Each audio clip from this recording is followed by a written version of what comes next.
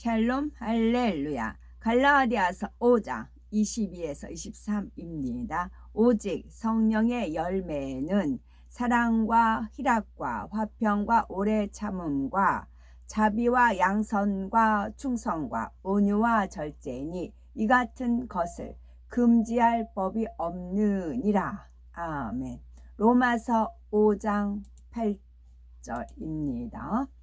우리가 아직 죄인 되었을 때에 그리스도께서 우리를 위하여 죽으심으로 하나님께서 우리에 대한 자기의 사랑을 확증하셨느니라.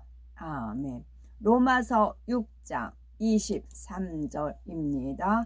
죄의 싹은 사망이요 하나님의 은사는 그리스도 예수 우리 주 안에 있는 영생이니라. 아멘. 히브리서 9장 22절입니다. 율법을 따라 거의 모든 물건이 피로써 정결하게 되나니 피 흘림이 없은즉 사함이 없느니라. 아멘. 성령의 열매 첫 번째 사랑입니다. 열매는 씨를 심었을 때 싹이 나고 자라 꽃을 피우면서 맺는 결과물입니다. 이처럼 성령의 열매는 우리 안에 하나님께서 심어주신 생명의 씨가 성령으로 인해서 싹을 틔우고 자라서 맺히는 열매이지요. 생명의 씨가 싹이 튼다는 것은 곧 성령으로 거듭나는 것을 의미합니다.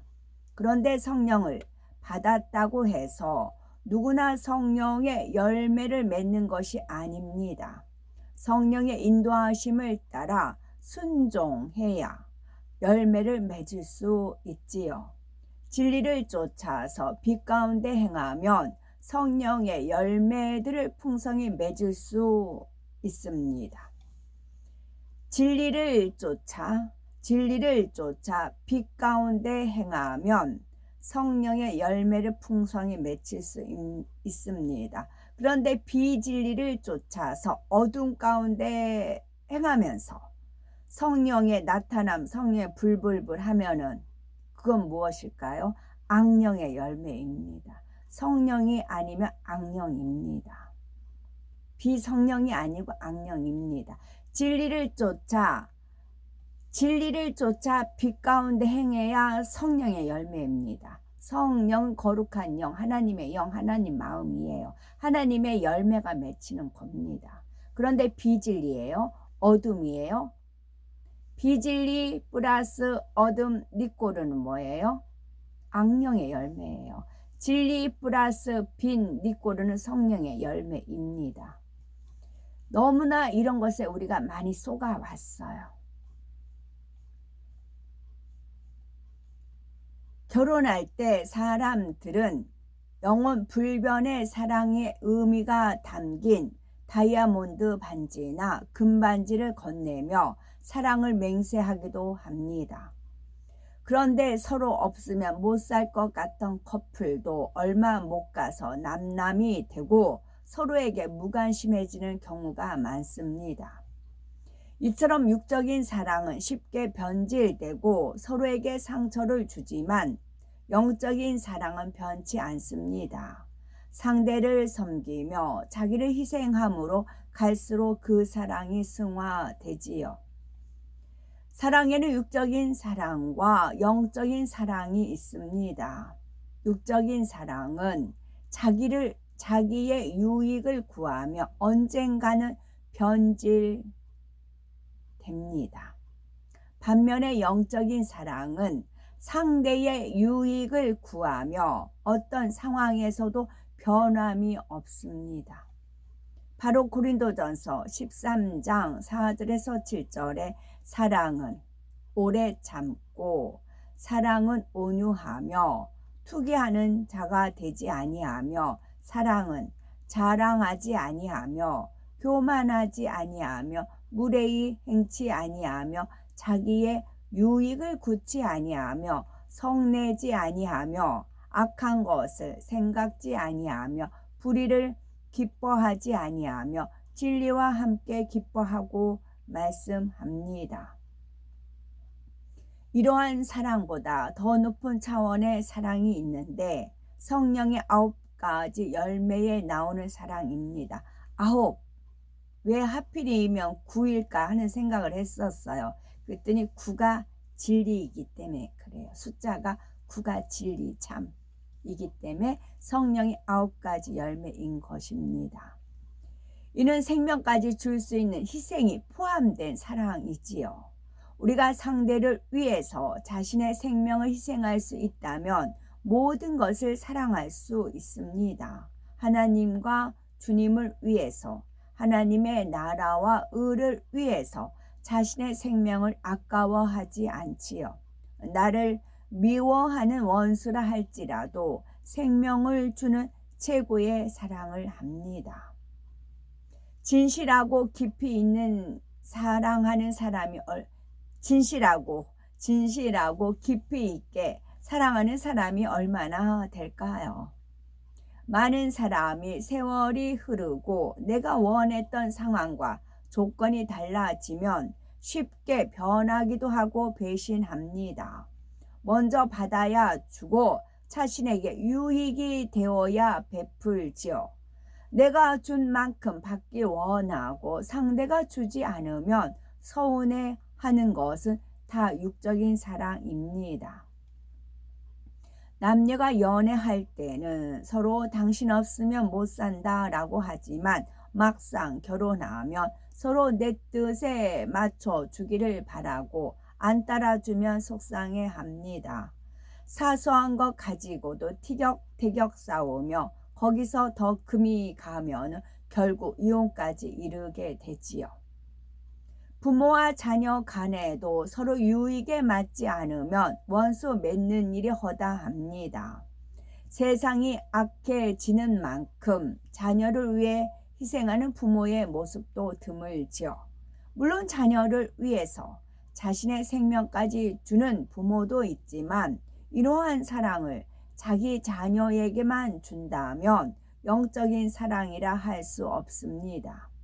어느 누구에게도 같은 사랑을 줄 수 있어야 하지요. 또 아무리 의좋던 형제에도 돈 문제가 개입되면 오히려 남보다 못한 사이가 되기도 하고 친구 간에도 불이익을 당하거나 도움을 주지 않으면 쉽게 등을 돌립니다.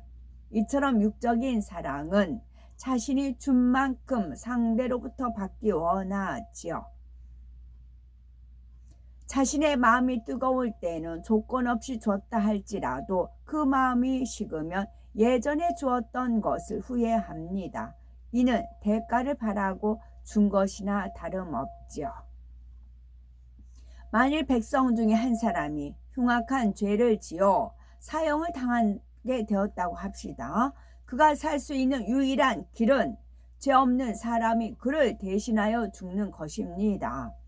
살인자를 살릴 수 있는 사람은 그 나라의 왕의 아들뿐이라면 과연 왕이 살인자를 위해서 귀한 아들을 내어줄 수 있을까요? 인류 역사상 그런 사람은 없습니다. 그런데 이 땅의 왕과는 비교할 수 없는 창조주 하나님께서 독생자를 내어주실 만큼 죄인이었던 우리를 사랑하셨습니다. 첫사람 아담이 불순종하여 그의 후손인 모든 사람이 저주를 받아 사망의 길로 가게 되었지요. 즉 죄의 싹은 사망이라는 율법의 저주 아래 놓이고 말았습니다. 이러한 저주에서 속량을 받으려면 영계의 법칙에 따라 저주를 받은 바 되어 나무에 달려야 했습니다. 그런데 하나님께서는 모든 사람의 죄를 대속하시기 위해 독생자 예수님을 나무 십자가에 달리게 하셨습니다. 예수님께서 나무 십자가에 달려 죽으심으로써 모든 인류를 율법의 저주에서 속량해 주셨지요. 또 피 흘림이 없으면 죄 사함이 없으므로 물과 피를 다 쏟으셨습니다. 이러한 십자가의 도를 믿는 사람은 누구든지 죄 사함을 받고 구원받아 영생에 이르게 되었지요. 하나님께서는 죄인들이 예수님을 핍박하고 모욕하며 결국엔 십자가에 못 박을 줄도 아셨습니다.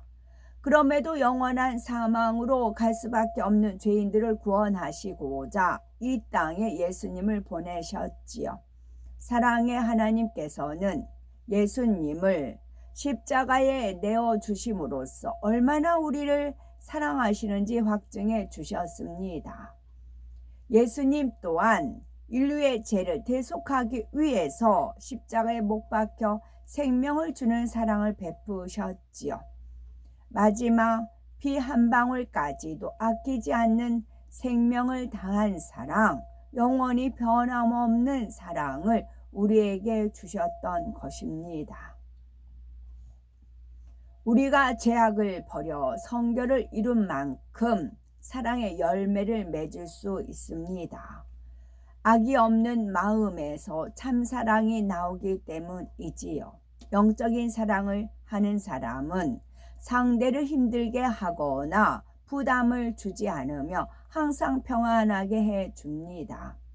상대의 마음을 헤아려 섬기고 기쁨을 주며 하나님 나라를 더 크게 이루지요. 모세는 이스라엘 백성을 너무나 사랑했기에 생명책에서 자신의 이름이 지워진다 해도 그들을 구원하기를 원했습니다. 사도 바울도 영혼을 향한 사랑이 얼마나 간절했던지 자기 생명도 아끼지 않았지요.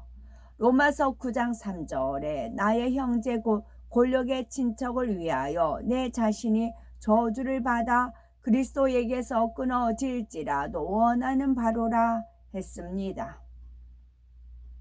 자신을 핍박하는 유대인들은 물론 모든 이스라엘 백성을 구원할 수만 있다며 대신 지옥에라도 가겠다는 것이지요. 그렇다면 내 자신의 모습을 점검해 봐야 되겠죠. 주님을 사랑한다 하면서 혹여 믿음의 형제를 미워하지는 않는지요.